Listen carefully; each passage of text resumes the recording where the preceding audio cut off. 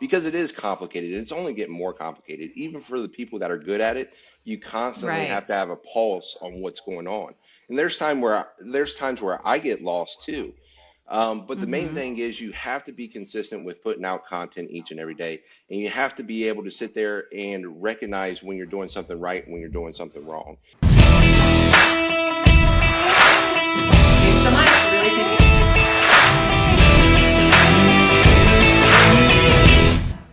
We have Andrew. He is a master of many things and so excited that you're here with us, Andrew. Welcome. Welcome to Well, I Roof It Up. appreciate you having me on. I'm always up for a good podcast, and I've been listening to you guys, and you guys are fantastic on the interviews that you guys been doing them. Uh, so yeah, thank you so much for having me on. There you go. Nice. All right. So, Andrew, can you introduce yourself to the listeners here? Like, who are you? Where are you from? Yeah, so Go for it. first of all, my name's Andrew Itnyre. I'm with Masters Roofing. I've been working for Masters Roofing since 2014. I did about a year and a half of project management, so that's what cut my teeth in being able to learn about the roofing process from start to finish. And then after a year and a half, Mm-hmm. came down with some issues as far as my health and my lungs. And so they had to move me out of that position, and I just fell into sales because my father was like, "Hey, I can't let you be the supervisor of the supervisor. You got to earn your keep around here." And so he moved me into sales and sold my first roof within the first couple weeks, and I was hooked. And so I tend to get a Nice. little bit obsessed with things. So I was obsessed with sales for quite some times and just kind of fell in love with the roofing altogether and taking care of homeowners. And then I stepped into social media in 2017. I kind of saw the way things were going digital. And I said, Mm-hmm. you know what? If I'm going to be here to take over my father's company in the long run, we better have a good digital presence. So that's when I started in 2017, slowly started building up my audience, and then amazing how many people I reach on a day-to-day basis and have the pleasure of talking to and communicate with nationwide. Yeah, no, absolutely. When it comes to crushing it on the social, you definitely are. Like, I 17,000 followers on Instagram and on your other platforms, tons of engagement as well. You guys have done a really phenomenal job. And I love how you, Andrew, are like, it's for like, you represent the sales team, right? So a lot of Yep. times sales is a heartbeat of many things, right? And so it's very cool hmm that you're here and that's part of your story. We're so excited. So how did you like enter the roofing industry? Yeah, so my father started selling roofs in the early 2000s, and that was the Mm-hmm. first time we ever had money. It was my father growing up, he raised two kids that wasn't his own, and he took care of us, and we struggled for quite some time until he got into roofing sales. And then that's the first time we started seeing our life going in the right direction. And so he ended up moving down to Florida, kind of separated from the families to go work the hurricanes that hit in the early 2000s. Did very well down Mm-hmm. there, and then eventually started Masters Roofing in 2008. And then we moved to Memphis shortly after that. Um, and I ended up trying to get away from it because we lived down in Florida still while my father was up here starting Masters Roofing. And Mm-hmm. I tried to get away from it initially because I went to college to wrestle for a short period of time, came Oh, back, and nice. I got a job as a corrections officer. And then Mm-hmm. within a few months, I was like, hey, this is not for me. And then I was like, you know what? I'll go work for my dad. He's tough to work for, but I feel like that's my calling and what I should be doing. And so I came up, started working for my father, and it's been great ever since. It was the best thing that ever happened to me was coming to work for him again. I hear a lot of this story. Like a lot of times, you're athletes, right, that get involved into the roofing industry. So you did wrestling, hmm right? That's kind of what you mentioned. You went to do some wrestling, and you went hmm in one route, thinking, "Hey, I'm going to go correctional officer." And it was cool that you realized that, "Hey, this isn't for me," right? hmm And embrace the opportunity that you had to enter the roofing industry. That's very cool. Yep, Love and I that wish I would have story went straight out because of high school. I wish I would have went straight out of high school because it would have been a much better situation for me. But like, I think everyone, growing up, I heard from my mother, she's like, you have to go to college so you don't end up like your father, right? And that's something that I wanted to change the stereotype on because roofing, just because you're a roofer, doesn't mean that you can't be successful. Oh, absolutely. 100%. Yeah, and I would say that the world has changed now so much that college used to be an ROI, at sometimes, but sometimes Mhm. it's not. Sometimes students are leaving with thousands and thousands of dollars in debt and then getting jobs that can barely pay off those debts. So, yeah, I love how that there's so many more avenues now. And I think the world is realizing that. So it's like, if Oh, you want to go straight 100%. from high Yeah. school, get into roofing, do it. But the cool thing is that you Hmm. did try, and then you're like, it's definitely not for me, and then you went into the roofing industry, which is really great. Hmm. No, very cool. Okay, so was there an initial spark, an idea that set you on this path? Like, I know you said, hey, I just felt like definitely calling to go work with your dad. However, Hmm. I know you said too in 2017 you saw where the world was kind of going with social. Yes. Was there like a moment that it just sparked and you're like, I just have to do it? Like, where there was the Yeah. spark? When did it happen? Well, and I think ultimately, I remember one day, me and my father and my brother were sitting there in the office, and we were talking about, how we're a premium company. We charge a premium price, but we have really great workers and we do Mm-hmm. great work. And I remember telling my father, I said, I believe that people would go with us each and every time if they saw the work we could do. And I was Mm, still unfamiliar to Instagram at that point in time, but I was familiar with yeah. Facebook. And so I came up with the idea of, hey, let's just take pictures and show it to people when we're in the house of the work, which is very simple. Okay. Right. But the thing about it is, photos get lost in the photos of your family and everything else. So when Mm-hmm. Instagram, I finally came up with the idea, if I put it into Instagram, that's a digital portfolio that I have in my hand at all times that Yeah. specifically segments out all my content around roofing. So Mm-hmm. still to this day, I use social media all the time in the home. And I show people the custom metal work that we do, the different processes we do on a day-to-day basis through the roofing process. And it's all from Instagram. And a lot of times they'll even follow me in the house, um, to kind of keep track of what I'm doing. And I just went on and I told my father, I said, I'm going to give this a shot and do the best to my ability with it. And then I bought my first drone. And once I started flying the drone, I fell in love with that. And that became a hobby for me. So I started doing it on each and every one of my jobs. And then I just kind of built it out from there. I started generating my own content, learning how to edit, and putting everything together. Nice. Okay, so the spark was, hey, if people realized not like before they make a decision to work with us, they can get a glimpse of what we actually do. It's gonna really allow them to see the premium that we are. Is that right? Like you were just like, Yes, they we're just not need to like see what every we're other roofing doing. company. Hmm. Yeah, like they need to see what we do, how we do it. And you're right on. I think especially nowadays, the consumer, the buyer is a lot more intelligent, right? And so they're doing their due diligence on who they're going to work with, on who they're choosing. And the more information you have on the internet that is organically, a lot of organic, right? Just really helpful. And like they're able to see your work. That really gives, I know at least when I'm making decisions, I should go in and you almost already feel connection. And you're like, Hmm. okay, cool. I can trust these individuals. So that's very awesome that you figured that out in 2017, put you ahead of the curve, and it is where you are now. Hmm. Very, very cool. And still Nice. till this day, usually it's a $1,500 to $2,500 difference, and it's rare that I don't walk out with a contract because most people, once Right. that they see it and they see the work that we do, and when I'm swiping through and showing them all the different shingle colors on $1 million houses that we've done, it's hard for them Mm-hmm. to not justify it in their head. And so that's what Right. I ultimately hope to accomplish with it, but it still works the same way as it did when I initially conceived it back in 2017. Very nice. And so, do you have a social media platform that you found that's the most effective for reaching your target audience, and why? Or do you have it, for a certain audience, this one, or for Hmm. a certain audience, this platform? What do you think? Instagram is definitely my jam. I try to be efficient at every platform for the most part. Mm-hmm. There's certain ones I'm not a fan of. I'm not a fan of LinkedIn. Facebook has kind of changed so much to the point where it's glitchy and difficult to work with. So that's kind of not really, I'm not into it as much as I used to be. But I Uh do huh. believe that you should not have all your eggs in one basket. Mm. So I try to be as diverse as possible. Anytime that there's a new platform introduced, I try to hop on it, figure it out, and understand how I can operate on it. And Hmm. so I try to be proficient as to the best that I can be with each platform.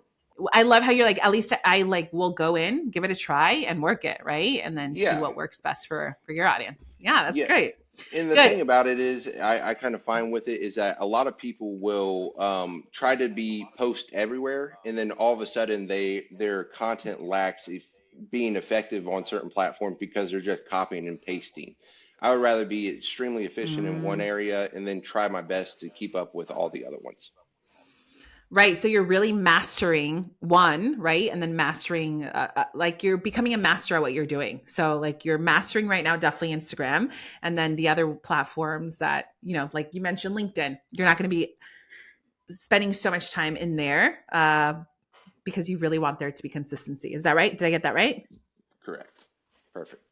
Okay, cool. Yeah, that's good. Okay, cool. And then what would you tell someone who just started or is kind of like, man, we're really lacking? What would you tell them to like courage? Because I think a lot of times, one thing that I loved about you, Andrew, is that you're actually on your videos. Like there's a lot Hmm. of times where I can scroll through and you're talking to me, right? Yeah.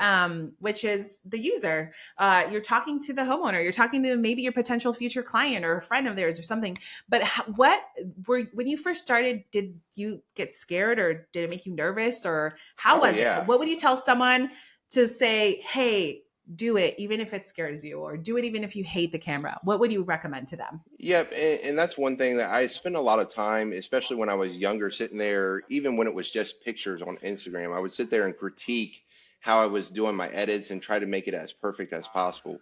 And that wasn't really the best way to do it. The best way to do it is just put yourself out there, get as best as you can at Mm, editing a final product that's good, and then making sure all the yeah. pieces of the puzzles line up because we're to the point now, especially on social where, and I see it all the time, where you have people that are putting out good content, but everything else surrounding that, the hashtags, the caption, everything else is not structured properly, so they're not getting the proper engagement that they need. Oh, that's good. So it's not just simply posting. It's really making sure all the pieces of the puzzle come together, right? So it's definitely a strategy. Hmm. Is that what you would say? And what Yeah, would you recommend individuals who this is not really their strong point, they don't find it enjoyable, but they know it's so important for their business? What would you recommend for them there? Like to outsource that support or what would you recommend there? just spend your time learning about it. I mean, it's fine if you want to outsource the content creation aspect of it. But Mm-hmm. really, even some of the marketing companies, they don't fully understand how to structure everything properly. So the best thing you can Mm, do is spend your time on YouTube, listening to different people talk about their strategies on social, and then taking bits and pieces and implementing them and trying them, and watching the insights that you're getting from trying those different tactics, and ultimately base your actions going forward off of that. okay, very cool. I almost would say, I'm sure you've thought of this maybe, that one day, maybe in the future, you could have some course that they can take, like a few minutes with you or Hmm. something, Yep. that you can take and share, and you Hmm. can kind of give them a head start to the journey. Yeah, and I'm actually going into coaching here pretty soon, where I'm hoping to work with a couple different brands in the industry. I went to the IRE last year, and it was kind of amazing the response I got from people. Just coming up, taking photos, and talking, and going back to their Yeah. Airbnbs, and just kind of kicking it up with them. And then one thing I got from people was, "Hey, you should go out and teach people how to do this properly, because it is complicated. It's only getting more complicated, even for the people that are good at it. You constantly Right. have to have a pulse on what's going on. And there's times where I get lost too. But the main Mm-hmm. thing is you have to be consistent with putting out content each and every day, and you have to be able to sit there and recognize when you're doing something right and when you're doing something wrong. So I'm not afraid of Mm-hmm. having a video that only gets to 800 people, but I want to know why it only got to 800 people. And then on the other Right. side of it, if something goes viral or it gets 7,000 views or 10,000 views, 30,000 views, whatever it is, I want to know what I did right there. So I break down those pieces of content, analyze it, and ultimately gauge my performance on it going forward off of those pieces. Nice. Yeah. So I would totally say your coaching is going to blow up because 100% is totally needed in the industry. So very cool. I'm excited for you, Andrew. Let us know I'm when you nervous launch about it. that coaching. Yeah. But I think just your prime example of like, do it scared, right? Like do it scared and just keep going at it. Like I look at your social, definitely a huge example of that. It was not something that you know, 2017, you saw that something you needed and you did it. And now this is definitely something needed in the market and you're a prime example for it. And I'm Well, I sure it's going to appreciate blow that. up. You're going to do so good. Let us know when you launch that so we can give you a shout out on our socials as well for It'll people to go to definitely your coaching.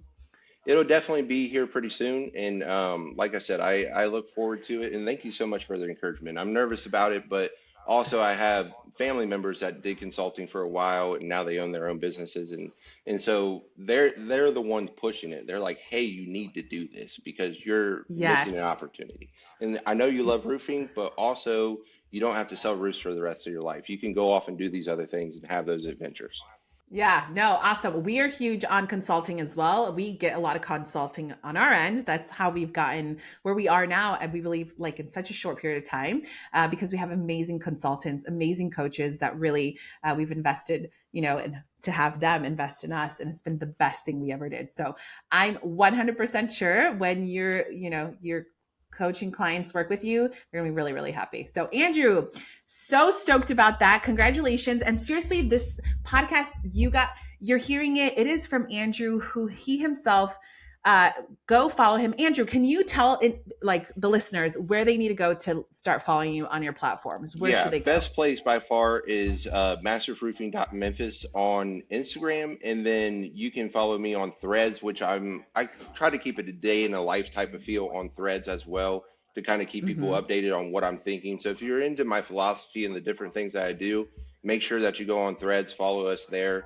and then on LinkedIn you can look at up Andrew Itnyre. I know it's a hard last name, but it's spelled Itnyre. Mm-hmm. You can look that up and follow me on LinkedIn and I'm everywhere. So I try to be on as many platforms as possible. Type in Andrew it now and it'll pop up. Andrew, thank you so much for sharing your story and being with us on today's show and really giving courage to many who are saying, I really need to do this. I'm not I'm not sure if I can. And you're saying, yeah, you absolutely can do this. Like you 100% can. And it does make an impact on their business, right? You would say that your business has grown a substantial amount, not only for the incredible service that your company does, but also because this is such a great way for your voice to be reached. Is that correct? Yes, and I tell people all the time the main thing is a mission at the end of the day. And to ultimately get results, one of the Mm, things that my father always says, if you could sign him up tomorrow for $6 million a year, each and every year, that's what he wants. Ultimately, each and every year, we continuously improve, continuously get better. We're on track to do around 8.5 to $9 million this year, which is right on track. And we're spending less nice. money because now we're integrating some other sales guys into the pictures, and they're so busy out Yeah. selling roofs because of social, and they're not having to rely on mailing and other aspects of the tedious aspects of being a roofing sales guy. So it's done a lot for Right. us overall, just being able to market on social, and we don't spend a whole Hmm. lot of money on Google or anything else. So social is a Nice. driving factor for us for sure.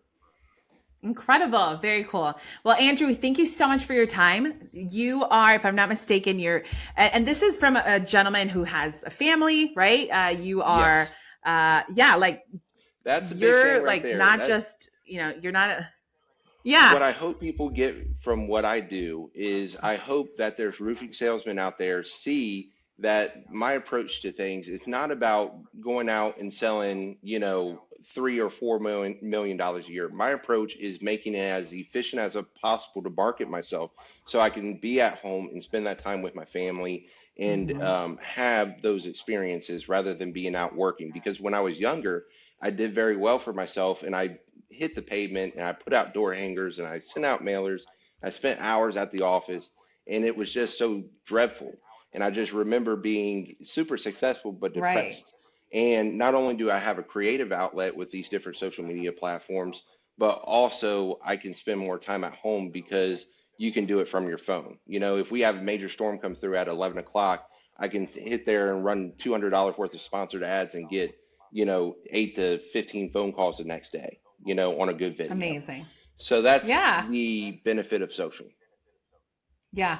Yeah. Powerful. Like you don't have to be just like some college kid, or high school kid. Like you are, we're adults and we're Hmm. using social and we get to be with our family. So the It, power of how the world has changed and how social is for everybody, every generation, and you mhm. truly can learn to use it with the tools that a lot of times are YouTube, consult, all these different, teaching methods that we can learn. So very powerful.